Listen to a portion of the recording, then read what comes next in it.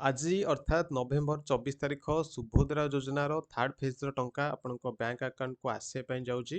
ତ ବହୁତ ସାରା ହିତାଧିକାରୀଙ୍କ ବ୍ୟାଙ୍କ ଆକାଉଣ୍ଟକୁ ଆଜି ସୁଭଦ୍ରା ଯୋଜନାର ଥାର୍ଡ ଫେଜ୍ର ଟଙ୍କା ଆସିବା ପାଇଁ ଯାଉଛି।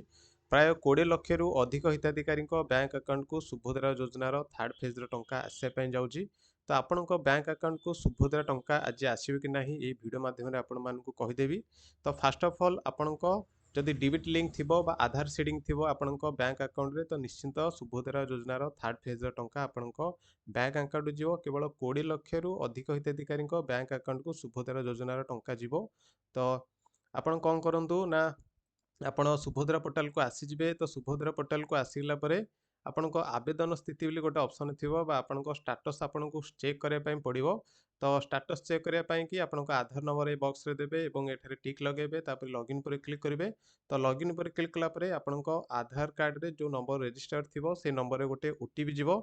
ତ OTP ଦେଲା ପରେ ଆପଣଙ୍କ ଷ୍ଟାଟସ୍ଟି ଆପଣଙ୍କ ସାମ୍ନାରେ ଏମିତି ଆସିଯିବ। ତ ସମସ୍ତେ ଦେଖିପାରୁଥିବେ ଷ୍ଟାଟସ୍ଟି ଆପଣଙ୍କ ସାମ୍ନାରେ ଏମିତି ଆସିଯିବ, ଯେଉଁଠିକି ଆପଣଙ୍କ ନାଁ ରହିବ, ଆପଣଙ୍କ ଡେଟ୍ ଅଫ୍ ବାର୍ଥ ରହିବ, ଆପଣଙ୍କ ଏନରୋଲମେଣ୍ଟ ନମ୍ବର ବା ଆପ୍ଲିକେସନ୍ ନମ୍ବର ରହିବ, ତାପରେ ଆପଣଙ୍କ ଆଧାର କାର୍ଡ଼ ନମ୍ବର ରହିବ, ତାପରେ ଆପଣଙ୍କ ଆବେଦନ ତାରିଖ କେଉଁ ଡେଟ୍ରେ ଆପଣଙ୍କ ଆବେଦନ ହେଇଥିଲେ ବା ଆପ୍ଲାଏ କେଉଁ ଡେଟ୍ରେ କରିଥିଲେ ସେଇଟା ଆପଣଙ୍କୁ ଏଠି ଶୋ କରିବ।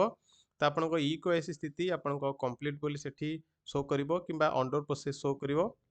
ସେଇଟା ଆପଣଙ୍କ ଇମ୍ପୋର୍ଟାଣ୍ଟ ନୁହଁ। ତାପରେ ଆପଣଙ୍କ ଇକେୱାଇସି ପ୍ରକାର କେଉଁଥିରେ ଆପଣଙ୍କ ଇକେୱାଇସି ହେଇଥିଲା, ଯଦି ବାୟୋମେଟ୍ରିକରେ ହେଇଥିଲା ସେଇଟା ବାୟୋମେଟ୍ରିକ ଶୋ କରିବ, ଯଦି ଆପଣଙ୍କ ଇକେୱାଇସି ନ ହେଇଥିଲା ସେଠି ଆପଣଙ୍କ ପେଣ୍ଡିଂ ଶୋ କରିବ। ଓକେ, ତାପରେ ଆପ୍ରୁଭାଲ୍ ସ୍ଥିତି ଆପଣଙ୍କ ଏଠାରେ ଆପ୍ରୁଭ୍ ଦେଖେଇବ। ଠିକ୍ ଅଛି, ତ ଯେଉଁମାନଙ୍କର ଆପ୍ରୁଭ୍ ବୋଲି ଦେଖାଉଛି ବା ଦେଖାଇବ ସେମାନଙ୍କର ଆଜି ସୁଭଦ୍ରା ଯୋଜନାର ଥାର୍ଡ ଫେଜ୍ର ଟଙ୍କା ଆସିବ।